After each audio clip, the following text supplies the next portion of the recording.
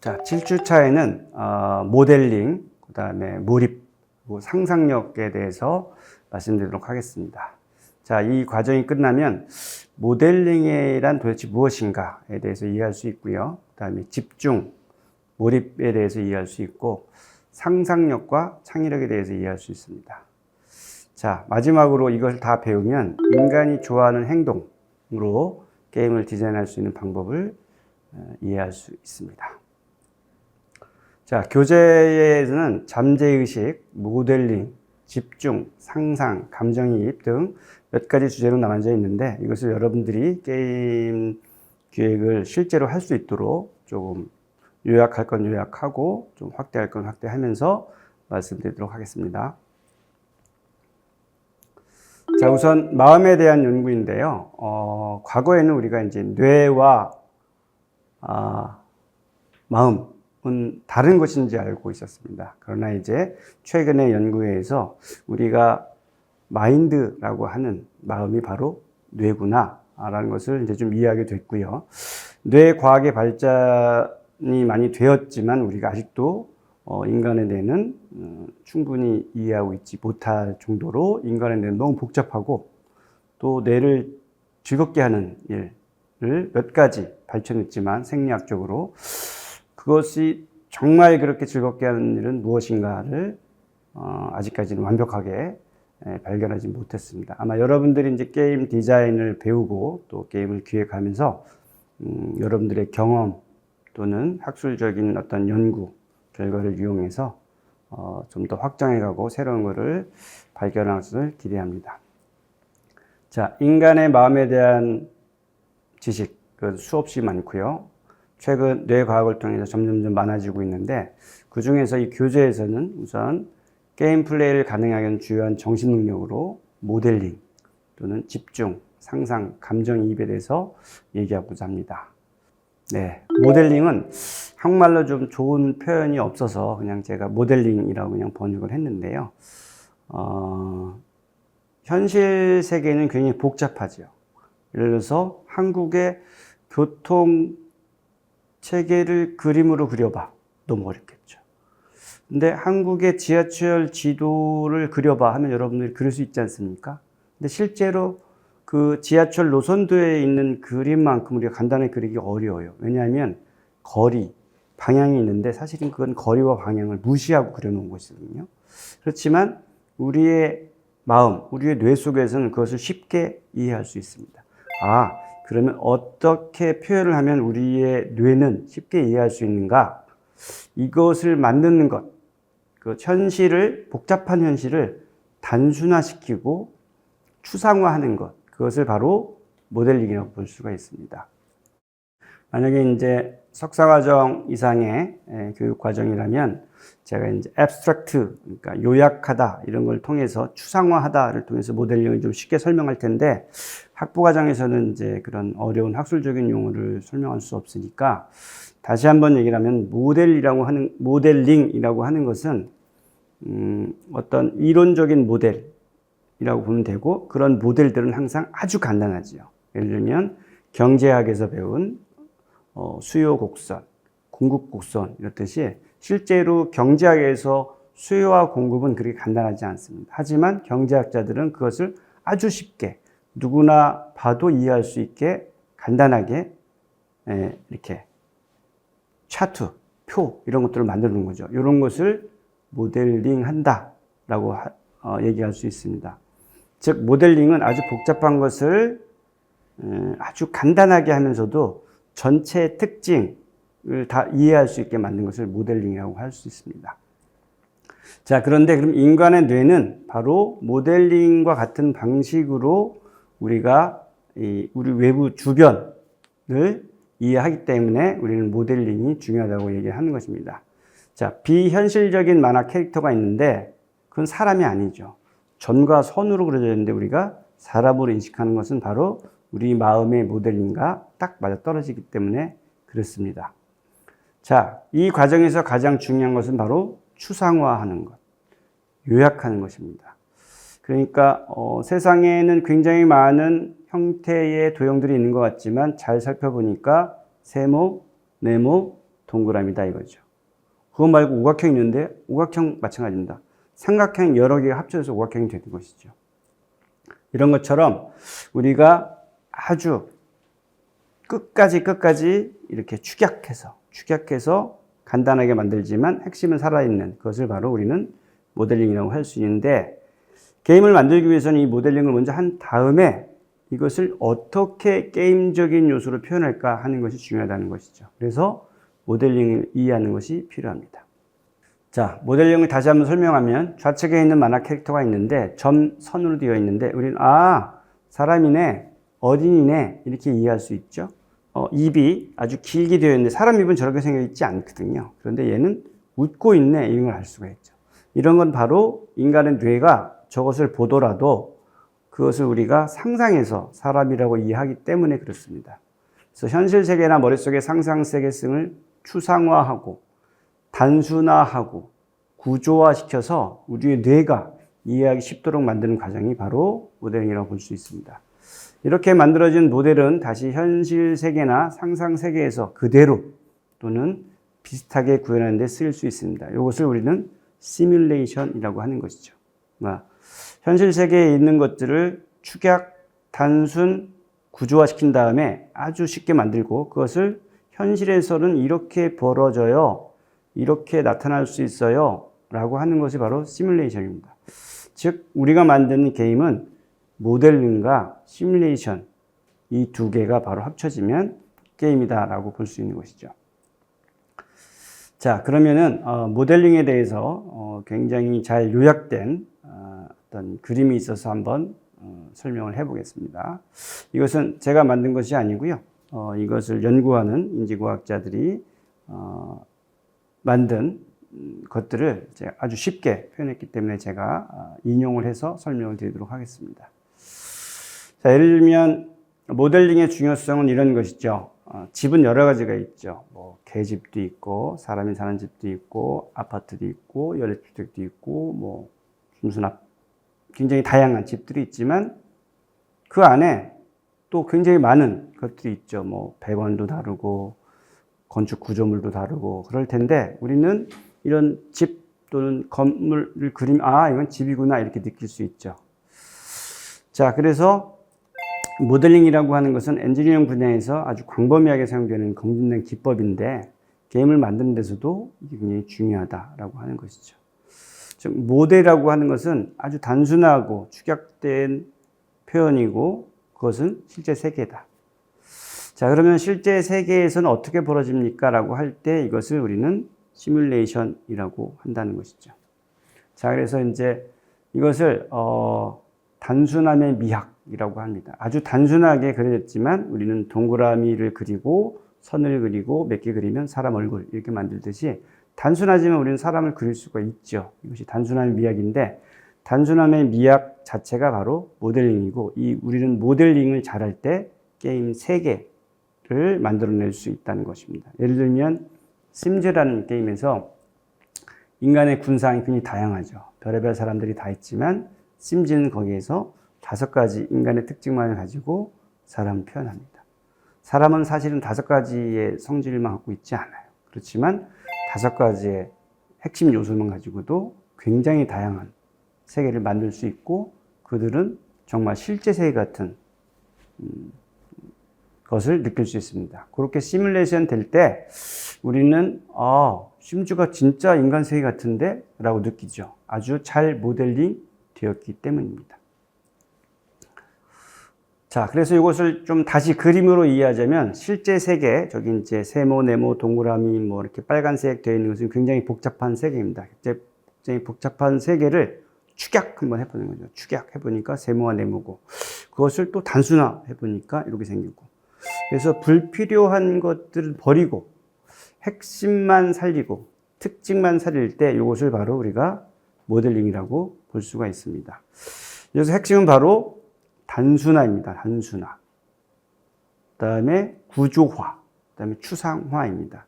단순화는 아까 말씀드린 대로 세모, 네모, 동그라미 이게 단순화. 선으로 그리는 거 단순하고요. 구조화는 이렇게 뭐 분자 구조처럼 구조로 만들어냈을 때, 뭐 모형으로 만들어냈을 때, 피라미드 모형이야 라고 했을 때 우리는 피라미드 모형은 다 조금 다르긴 하지만 전 세계 비슷한 게 있구나 이런 걸 느낄 수 있는데 이것이 바로 구조화입니다. 추상화는 아주 단순하게 표현하지만 전체를 한두 가지로 뭐 쉽게 얘기할 수 있는 거죠.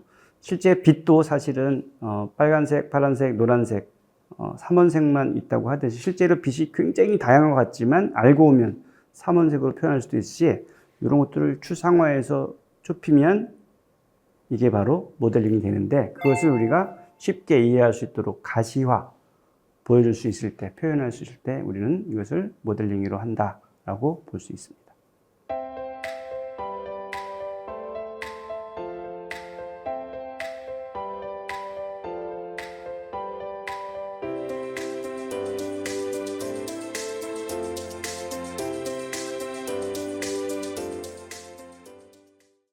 자, 그러면 이제 전 세계를 모델링하는 방법, 또 게임을 만들기 위해서는 모델링 자체가 필요하다라는 것을 지금 말씀드렸고요.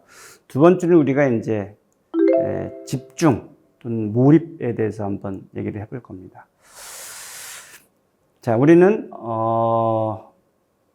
여러 가지 혼잡한 세상이 있을 때 우리의 두뇌는 한 가지에 몰입할 수 있는, 한 가지에 선택할 에 집중할 수 있는 능력이 생깁니다. 예를 들면 칵테일 파티 효과라는 것이 그것인데, 사람들이 굉장히 많이 있고요. 한 뭐 100여 명 정도 있고요. 내가 아는 사람도 있고 모르는 사람도 있어요. 그런데 약간 떨어져 있는데도 내가 아는 사람이, 또는 내가 좋아하는 대화, 갑자기 건축학에 대해서 얘기를 한다, 게임에 대해서 얘기를 한다, 저쪽 사람이. 그럴 때 내가 그 소리만 들리게 되죠.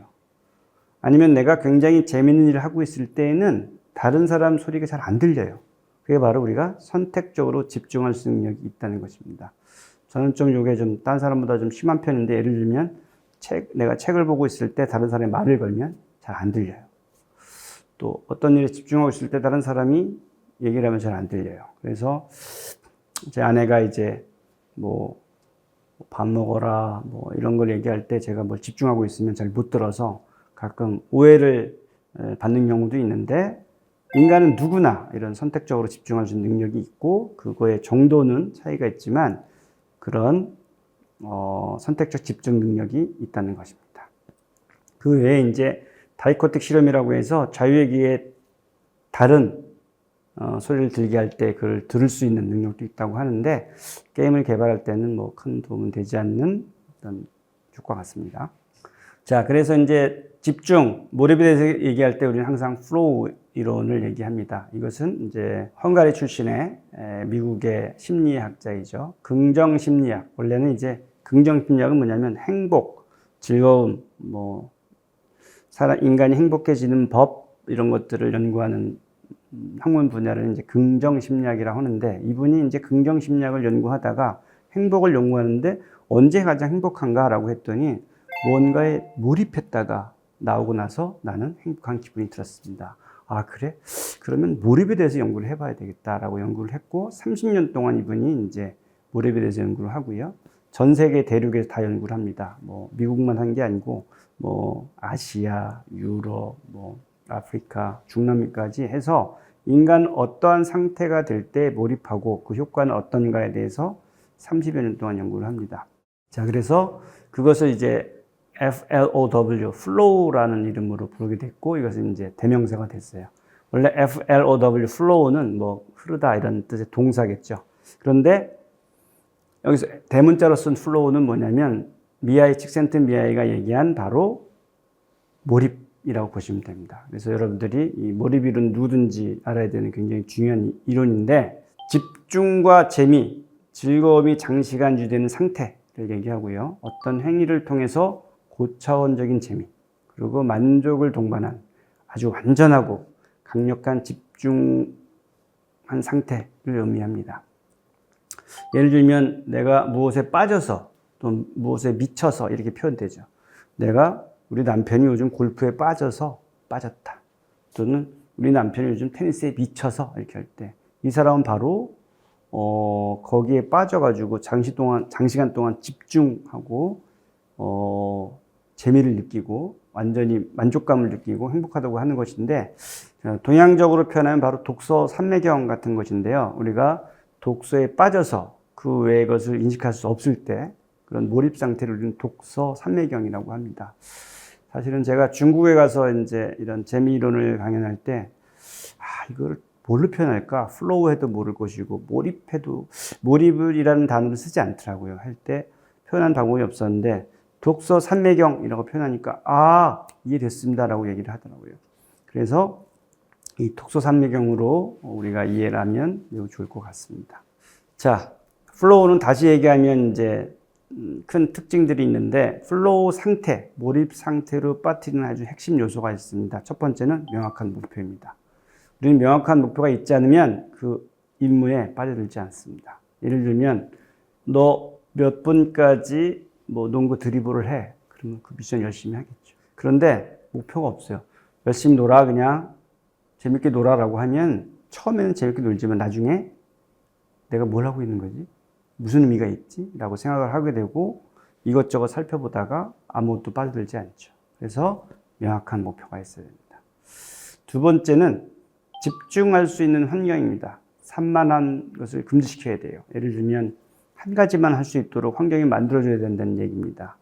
예를 들면 무언가를 하게 하고 이상한 소리를 틀어놓는다든가 시각적인 자극을 줄 때 우리는 집중을 할 수가 없죠. 그래서 누구든지 집중할 수 있는 상황이 다른데 나는 불을 꺼야 돼, 귀를 막아야 돼, 옆에를 막아야 돼 이런 것이 있는데 말이 정면으로 뛸 수 있게 할 때 눈에 이제 가리개를 하지 않습니까? 눈 가리개. 이것처럼 이런 눈 가리개를 해주는 것, 환경을 만들어주는 게 바로 산만함을 금지시키고 집중할 수 있는 환경이라고 볼 수 있습니다. 세 번째는 즉각적인 피드백입니다.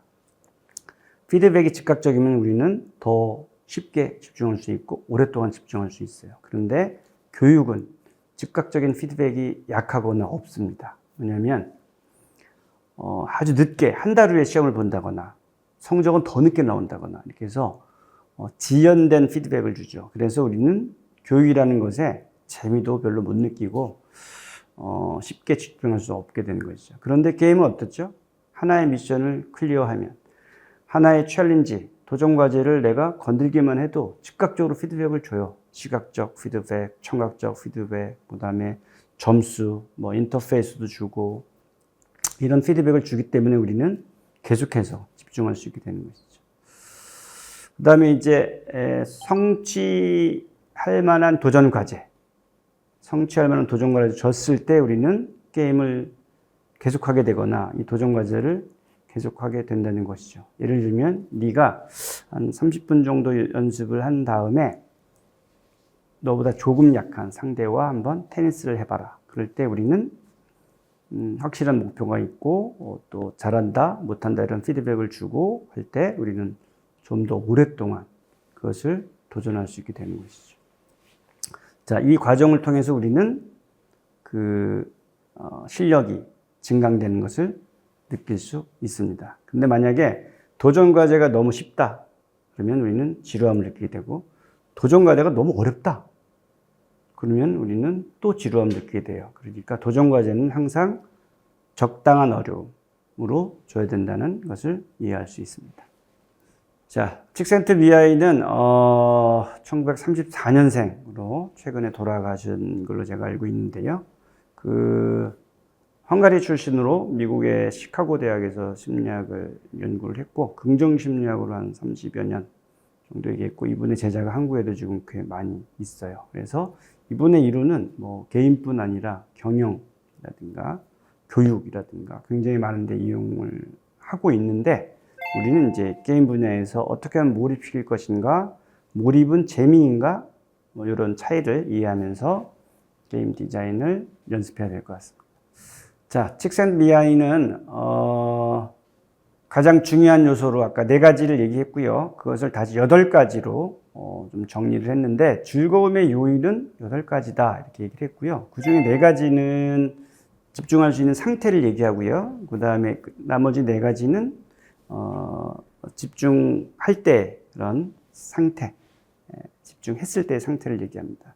그래서 쉽게 얘기하면 몰입은 스킬, 어떤 기술을 요구하는 도전적인 활동을 하게 되면 몰입한다는 거예요. 예를 들면 제가 테니스를 이제 배우고 있는데 내가 이거 할 수 있을까? 난 너무 어려워. 그러면은 집중되지 않죠. 몰입되지 않죠. 근데 너무 쉬워도 집중되지 않죠. 그런데 내가 해볼 만한, 도전할 만한, 완수할 만한 과제를 줬을 때 내 스킬로 그때 우리는 그것을 몰입할 수 있게 됩니다. 자, 이것을 쉽게 얘기하면 이제 몰입이라고 볼 수 있는데 첫 번째는 achievable goal이에요. achievable. 즉 성취 가능한 목표를 제시했을 때 완성시킨 가능성 있는 과제를 했을 때 사람들은 몰입할 수 있다는 거죠. 두 번째는 본인이 하고 있는 행위에 집중할 수 있어야 된다. 포커스 할 수 있어야 된다 이거죠. 그렇지 않고 만약에 방해 요소가 너무 많다라든가 할 때는 집중할 수 없다는 거고. 세 번째는 수행하는 과제에서 명확한 목표가 있어야 된다는 겁니다. 그래서 게임에서 명확한 목표가 없는 것들도 간혹 있긴 합니다. 특수한 사례인데 대부분은 아주 명확한 목표가 주어져야 되고 명확한 목표가 있을 때 우리는 재밌다 라고 얘기를 하는 것이고 몰입할 수 있는 것이죠. 그 다음에 네 번째는 즉각적인 피드백을 받을 수 있어야 된다. 아까 설명했지만 지연된 피드백을 준다든가 피드백을 아예 안 준다든가 이럴 때 우리는 재미가 없네 이렇게 느낄 수 있는 거죠. 예를 들면 제가 벽을 두들깁니다. 아무런 반응이 없죠. 또 벽을 두들깁니다. 아무런 반응이 없죠. 그때 우리는 그 행위를 더 이상 반복하지 않습니다. 근데 예를 들면 문을 두드린다. 아무런 답변이 없다. 또 문을 두드린다. 문이 열린다. 그럴 때 우리는 그 다음 행위를 이어할 수 있고 그 행위를 몰입할 수 있는 것이죠. 자, 다섯 번째는 이제 아무런 걱정이 없이 또 좌절하지도 않고 자연스럽게 몰입 상태로 이동할 때 우리는 이 몰입을 느낀다 라는 거고요. 그 다음에 몰입할 때 우리는 본인의 행동에 대한 통제감을 느끼게 해준다. 즉 나는 내가 이렇게 할 수 있구나. 테니스로 이렇게 서브를 넣을 수 있구나. 내가 뭐 네트를 잘 넘길 수 있구나. 이런 통제감. 내가 이걸 할 수 있구나 하는 통제감을 느끼게 한다는 거죠. 7번, 8번은 몰입했을 때 어떤 상태, 즉 자아에 대한 의식이 사라진다는 거죠. 그런데 역설적으로 이런 몰입을 하게 되면은 내가 나한테 통제감이 있네, 능력이 있네 라고 하면서 자아감, 자아 존중감은 점점 더 높아지게 된다고 합니다. 마지막으로 시간 개념이 왜곡된다. 이건 누구나 뭐 쉽게 느낄 수 있을 텐데 게임하다 보면은 1시간인 줄 알았는데 3시간 가고 뭐 이런 경우가 많죠. 자기가 즐거워하는 행위, 뭐 자기가 좋아하는 취미, 활동을 할 때 우리는 이걸 많이 느끼죠. 예를 들면 뭐 탁구를 친다, 농구를 한다, 뭐 배드민턴을 친다 할 때 너무 즐겁다 보니까 시간 가는 줄 몰랐다고 하는데 시간의 왜곡을 느끼게 된다. 이런 8가지로 구성이 된다고 얘기를 하고 있습니다. 네, 칙센비아의 8가지 즐거움의 요인을 다시 한번 설명드리겠습니다. 이거를 4가지로 좀 구분해서 할 수 있을 것 같아요. 하나는 몰입의 전제 조건입니다. 몰입의 전제 조건은 1번 도전적인 행위. 도전할 만한 행위일 때 우리는 몰입한다는 거고요. 그 다음에 명확한 목표가 있을 때 말씀드렸고 즉각적인 피드백이 있을 때 말씀드렸고 그 다음에 불확실한 상황일 때 내가 이거를 통제할 수 있을 것 같아 할 때 우리는 몰입을 한다 이거죠. 만약에 통제감이 없다면 그렇게 되지 않겠죠. 자, 그럼 몰입한 상태에서는 어떻게 되는가? 행동과 인식이 하나로 병합되죠. 또는 내가 완벽하게 집중할 수 있어서 다른 걸 잊어버릴 수 있게 되고 결국은 자아의식이 상실됨으로써 내가 누군지도 모르는 그런 상태가 되겠죠. 자, 네 번째는 이런 상태에서는 시각이 왜곡돼서 몇 분이 흐른지도 모르는 거예요. 책을 읽을 때, 뭐 재미있는 행위를 할 때 우리는 이런 경험을 하게 되죠. 자, 이것을 바로 우리는 몰입 이론, 플로우 이론이라고 할 수 있습니다. 자, 그럼 1차 시에는 모델링에 대해서 말씀드렸고요. 그 다음에 중요한 것은 이제 몰입 이론에 대해서 말씀드렸는데 이 몰입 이론은 재미를 이용하는 데 아주 핵심적인 개념이기 때문에 다시 반복적으로 들으셔도 좋습니다. 자, 다음 체스에서는 몰입 이론을 좀 더 쉽게 한번 다시 표현해 보도록 하겠습니다.